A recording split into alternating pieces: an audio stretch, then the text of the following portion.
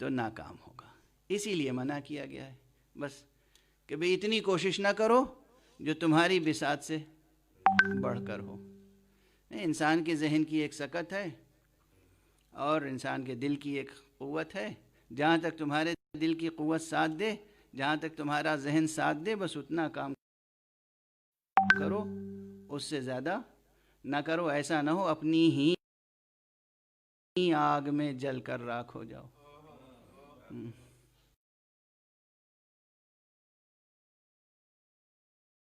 ضرور روشن ہوئی ہوگی اب تک اس موضوع کی مشیت اور حسین. حسین کا ریفرنس اسی لیے ہے کہ حسین علامت ہے مشیت کی اس قوت کی جہاں طاغوت وقت کچھ بھی کر لے ہدایت کا چراغ گل نہیں ہوتا.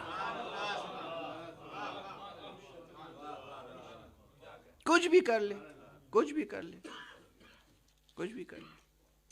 یہاں پر ٹھہر کر دو ایک باتیں عرض کروں، چونکہ ماہ محرم ہے اور اب یہ تو ہم جس سطح سے گفتگو کر رہے ہیں تو بعض جو اہل ذوق ہیں وہ تو سمجھ رہے ہیں، لیکن سامعین کی تعداد جو ہے وہ چونکہ بہت زیادہ ہے، ہر سطح کے لوگ سن رہے ہیں، تو ہو سکتا ہے بعض حضرات کے لیے بہت سے مضامین اور اشارے نامفہوم ہوں. حسین کون ہیں؟ ابو عبداللہ الحسین، سرکار سید الشہداء،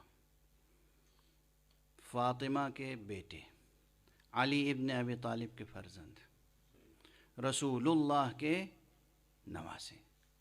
لیکن کون نواسے؟ رسول اللہ صلی اللہ علیہ وسلم.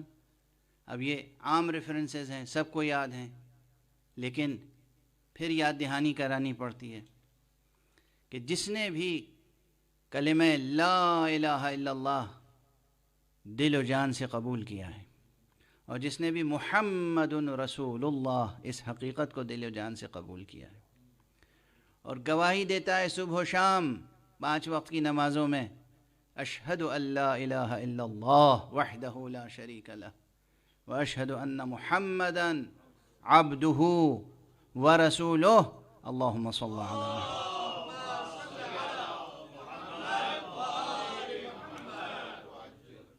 اس کے لیے یہ جاننا لازم ہے. اس وقت تک اس کا ایمان مکمل نہیں ہو سکتا جب تک حسین کی معرفت حاصل نہ ہو جائے. اس کا یہ قول معتبر نہیں، قبول نہیں ہوگا اس سے. اس کا یہ کہنا اشہد ان محمد رسول اللہ مقبول بارگاہ رسول و خدا نہیں ہے جب تک کہ معرفت حسین نہ ہو اسے. اور اس منزلت پر کوئی اور ذات نہیں ہے سوائے ان ذوات مقدسہ کے. امیر المومنین علی ابن ابی طالب علیہ السلام، حضرت فاطمہ زہرا سلام اللہ علیہا، اور حضرت سید الشہداء امام حسین، اور سبط اکبر حضرت امام حسن مجتبی. یہ وہ ذوات مقدسہ ہیں جن کی معرفت کے بغیر ایمان معتبر نہیں ہے.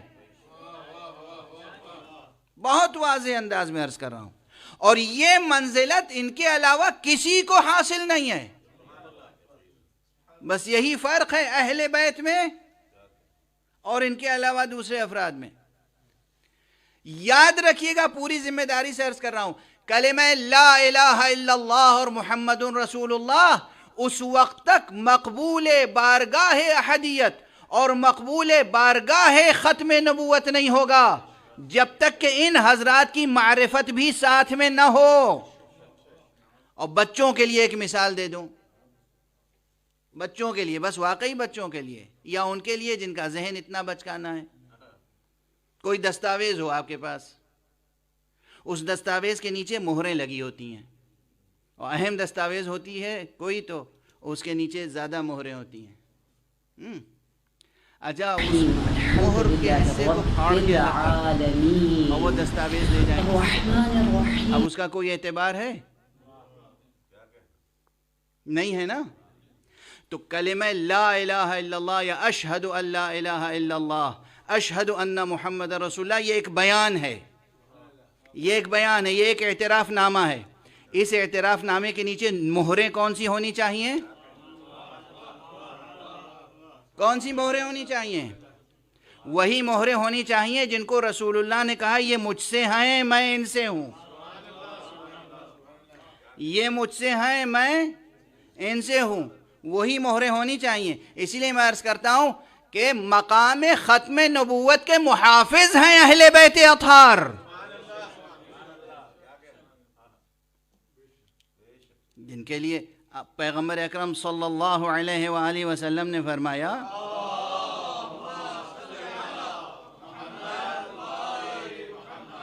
اے علی تمہاری منزلت مجھ سے وہی ہے کہ جو ہارون کی منزلت موسیٰ سے تھی، الا انہ لا نبی بعدی، لیکن یہ ہے کہ میرے بعد کوئی نبی نہیں ہوگا۔ تو خود ذات گرامی مرتضیٰ مہر ختم نبوت ہے۔ یہ جملہ میں کہہ چکا ہوں پہلے بھی، پھر عرض کر رہا ہوں۔ لوگ مہر نبوت کی باتیں کرتے ہیں، مہر نبوت یعنی حضور کے شانے پر ایک خاص نشان تھا، وہ مہر نبوت ہے، بہتر وہ مہر نبوت تھی، وہ مہر نبوت تھی۔ مہر ختم نبوت کہاں ہے؟ مہر ختم نبوت کہاں ہے؟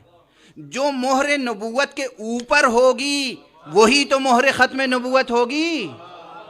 تو ہمیں مہر نبوت کے اوپر کبھی علی نظر آئے، کبھی حسن نظر آئے، کبھی حسین نظر آئے،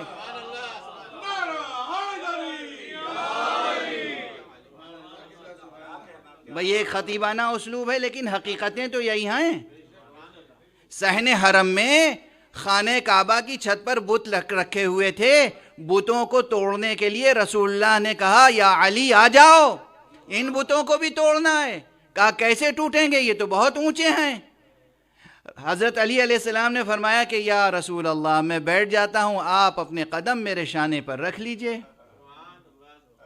جب رسول نے قدم علی کے شانے پہ رکھا، یہ ہے حفظ مراتب کا تقاضا، اور وہ ہے حقیقت میں عظمت کا تقاضا۔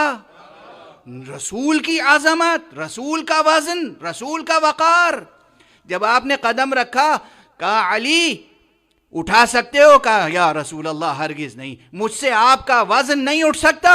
کہا اچھا ٹھیک ہے، اب میں بیٹھ جاتا ہوں، تم میرے شانے پر کھڑے ہو جاؤ۔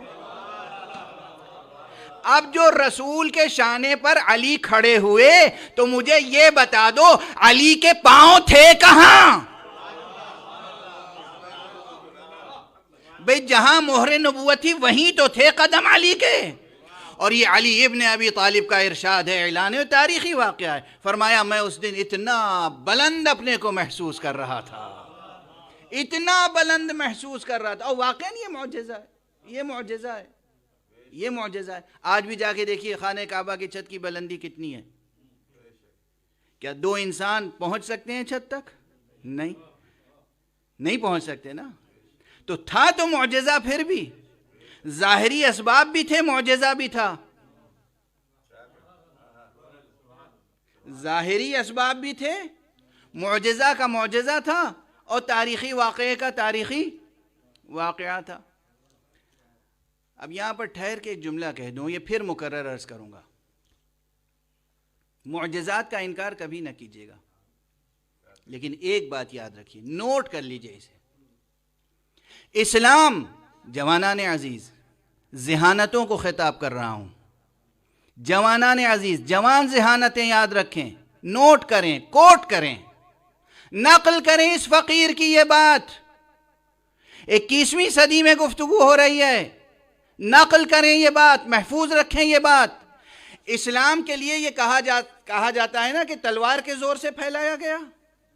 ایک جملہ بس یہاں درمیان میں آ گیا ذہن میں اور زبان پر، تو عرض کر کے آگے بڑھوں، اس کی تفصیل بعد میں عرض کروں گا کسی موقع پر۔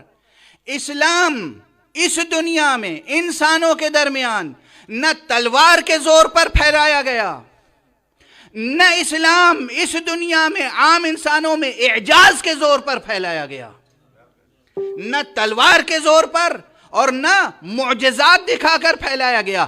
اسلام پھیلا ہے عقل، منطق، علم اور کردار و سیرت کی روشنی میں۔